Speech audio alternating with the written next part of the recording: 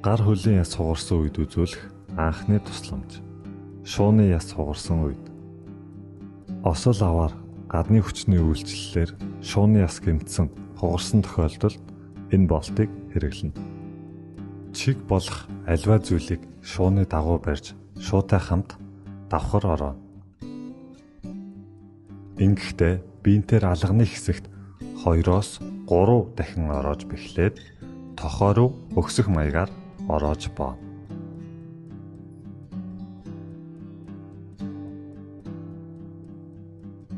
Тохон хэсэгт мөн адил 2-3 дахин ороож эцэст нь тогтоогчоор бэхлэнэ. Чиг барьж боосон шууг гурвалжин алчуураар сойно. Гарыг тохон үеэр нугалж алчуурын суурийг эрүүл талын гарын дагуу байрлуулна. Алчуурын голд гарыг тавьж хоёр үзүүрийг мөрөн дээгүүр давуулан шилэн хүзүүнд зангидна. Хурууны үзүүр чимхэн цус хэр хурдан ирж буйг шалгана. 3 секундээс удаан байвал болтыг авч сулхан бооно. Түлэгдэлт. Ахуйн орчинд аливаа зүйл түлэгдвэл нэн тэргүүнд түлэгдэлт үүссэн зүйлсээс холдуулна. Түлэгдсэн хэсгийг нэн даруй урсгал хүйтэн усанд хамгийн багадаа 10 минут байлгана. Хэрвээ түлэгдсэн хэсэгт гадны биет нь алдсан бол хүчээр салгах гэд хэрэггүй. Цэврүү үүссэн бол хагалж болохгүй. Урсгал усанд 10 минут байлгасны дараагаар түлэгдсэн хэсэгт халдвар орохоос сэргээж пластик утаар ороох юм уу ариун болтоор ороож өгнө. Хүнсний скотч ч байж болно. Эмнэлгийн байгууллагт хандна. Осол гэмтлийн үед анхны тусламжийг дараах үндсэн зарчмын дагуу үзүүлнэ. Доктор CAB зарчмыг та бүхэнд танилцуулъя. D буюу danger.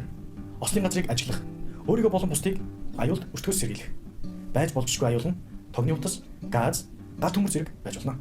R буюу response. Ухаантай эсхийг шалгах. Ингэхдээ та гэмтсэн хүний мөрийг зөөлөн сэгсэрч нэрийг нь асууна. Хэрэв ухаантай бол зөв байрал хэвтүүлээд гэмтлийг нь шалгаж амьсгал зүрхийг нь хямдах хэрэгтэй.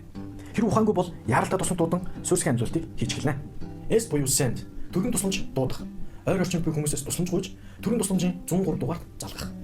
C буюу compression. Чэйжний шахалт. Чэйжний шахалтыг 30 удаа 2 удаа амьсгалуулна. Ингэхдээ та 1 минутанд 100-аас 120 удаа чэйжний шахалт хийнэ гэдгээ тооцоолоорой. A буюу airway. Амьсгалын замыг чөлөөлөх. Эхлээд амны хүндэд ямар нэгэн зүйл байгаа эсхийг шалгана. Хэрвээ амьсгалын зам сааттай бол хажуудуулан хэвтүүлж амьсгалын замыг чөлөөлнө.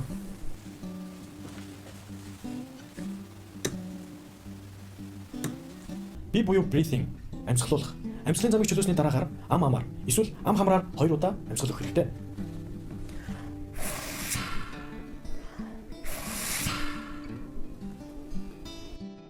Та суурьсхийн амьлуулалтыг 32-ын хацаатаагаар төрийн тусламж 90 гэтэл хийгээрэй.